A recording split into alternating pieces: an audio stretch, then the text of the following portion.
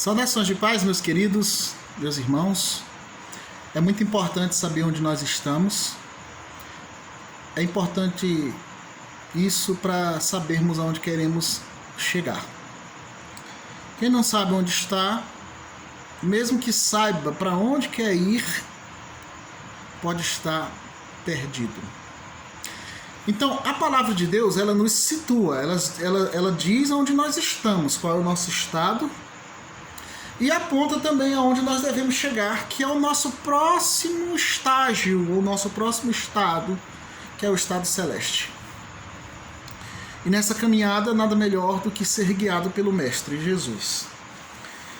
Na nossa meditação, quero lhe convidar ao texto de Lucas, no capítulo 7, dos versículos de 1 a 10. Você pode acompanhar essa leitura comigo. Vamos lá. Tendo Jesus concluído todos esses discursos perante o povo, entrou em Cafarnaum. O servo de certo centurião, a quem este a muito estimava, estava doente, quase à morte. Quando o centurião ouviu falar a respeito de Jesus, enviou-lhes uns anciãos dos judeus, rogando-lhe que viesse curar o seu servo. Chegando eles a Jesus, rogaram-lhe muito, dizendo: é digno que lhe conceda isto, porque ama a nossa nação e ele mesmo nos edificou a sinagoga. Então Jesus foi com eles, estando já perto da casa, enviou-lhe o centurião uns amigos para lhe dizer: Senhor, não te incomodes, pois não sou digno de que entres em minha casa. Por isso não me julguei digno de ir ter contigo. Dize, porém, uma palavra e o meu servo será curado. Pois também eu sou homem sujeito à autoridade, tenho soldados às minhas ordens, e digo a este: vai, e ele vai, e a outro: vem, e ele vem. Ao meu servo digo: faze isto, e ele o faz. Ouvindo isso, Jesus se maravilhou dele, e voltando-se, disse à multidão que o seguia: digo-vos que nem ainda em Israel achei tanta fé. Voltando para casa, os que foram enviados acharam curado o servo. Eis aqui diante de nós um homem que servia as pessoas antes de conhecer a Jesus. Antes de ter um encontro com Jesus, ele já tinha um encontro com as pessoas. Podemos até caracterizá-lo como um homem de paz. Um homem que desenvolvia um relacionamento não apenas com aqueles que eram romanos ou que eram da mesma sua classe.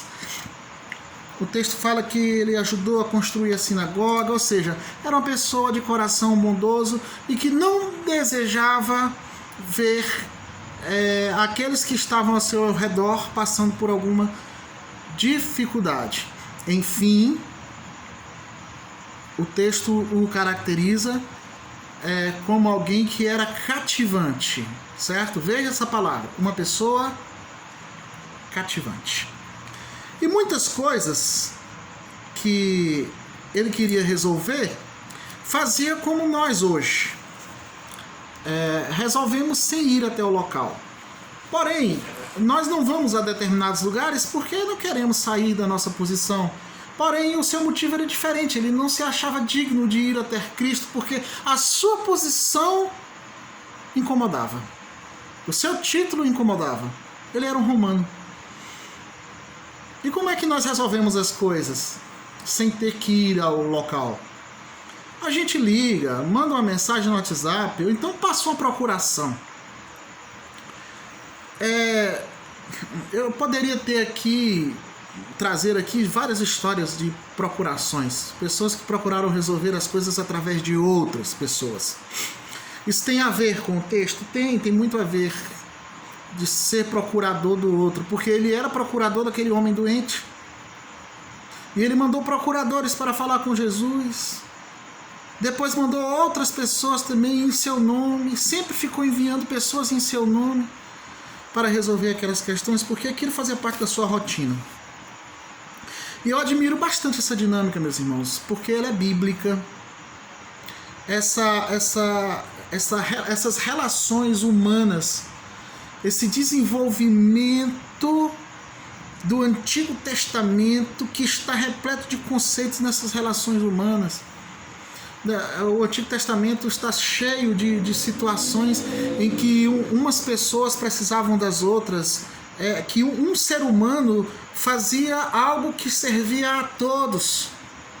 E assim como todos faziam algo por um ser humano, que era o que estava acontecendo agora. Veja quantos se uniram em favor da boa comunicação para que aquele homem fosse curado. E o rapaz doente, ele não podia fazer muito por si só, por si próprio. Não, ele estava acamado. Eu lendo esse texto, eu lembrei de tanto de pessoas que estão nesse momento precisando de ajuda porque não conseguem fazer por si só, que estão dependendo realmente. E esse texto, ele nos dá uma grande lição do quanto nós podemos interceder pelos doentes, pelos que estão necessitados, pelos que estão precisando. E o fato daquele homem estar doente nos traz um aprendizado da importância de interceder pelos outros. Aquela intercessão feita não foi em oração como nós temos por costume, mas foi uma intercessão através de outras pessoas para que se chegasse até Jesus, para que se fizesse uma intercessão ali cara a cara. E aqui se desenvolve uma cadeia humana de comunicação em prol daquele homem. Primeiro, o centurião, ele pede aos anciãos para procurar Jesus, ou seja, o texto não diz, mas a gente imagina que os anciãos eles tinham acesso a falar com Jesus de uma maneira mais abrangente. Isso aconteceu. Então o centurião procurou, ou deve ter procurado, alguém que tivesse acesso, uma eficácia naquela comunicação. Esses anciãos, eles falaram a Cristo. E quando eles foram falar a Jesus, eles deixaram em evidência quem era aquele homem. Como quem diz, Jesus, você não vai atender um homem qualquer, você vai atender um homem bom, vale a pena. Apesar dele ser romano, vale a pena. Apesar dele ser uma pessoa não vista como alguém que está do nosso lado, mas pelo seu caráter vale a pena. Como se isso fosse necessário ser dito a Jesus, mas nós somos impulsionados por aquilo que cremos, ou por aquilo ou pelas impressões que temos, melhor dizendo. Nós agimos assim. E o que foi que aconteceu? Jesus Cristo veio e encontrou emissários no caminho. E esses homens disseram que não precisava ele ir até a casa, que bastava uma palavra, que aquele homem seria curado. E quando eles voltaram, realmente o homem já estava bem, já tinha se recuperado. Normalmente, um grupo de pessoas podem fazer uma boa rede de comunicação, meus irmãos, é isso. Aprendemos isso. Vários personagens aqui se comunicando. Eu preciso frisar essa questão do cidadão romano porque ele não era bem-vindo. Ele não era bem visto. O romano não era bem-vindo e nem bem visto.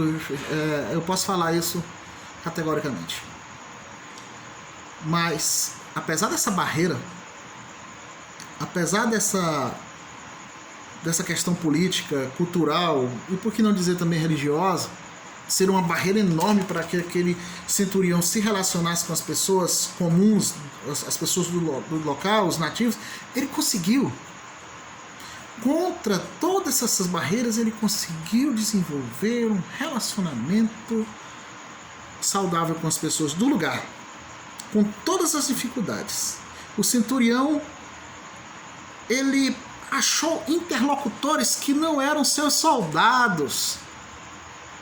Ora, se ele tivesse enviado os soldados para falar com Jesus, a impressão que iria causar era outra.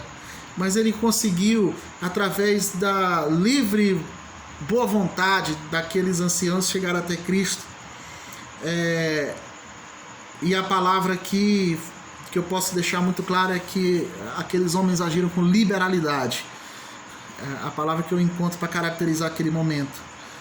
A liberalidade de agir de espontânea vontade sem olhar para as diferenças. Não importa se você é romano, ou muito menos um centurião. O que importa é que existe um homem doente precisando de cura, e nós podemos fazer alguma coisa por isso, pelo menos comunicar com o mestre. E eu posso dizer que o centurião ele tinha outro título além de centurião. O título de amigo das pessoas. Esse título qualquer pessoa pode ter. Sim, ser reconhecido como amigo das pessoas. Ser visto como aquele que procura atender a necessidade dos outros.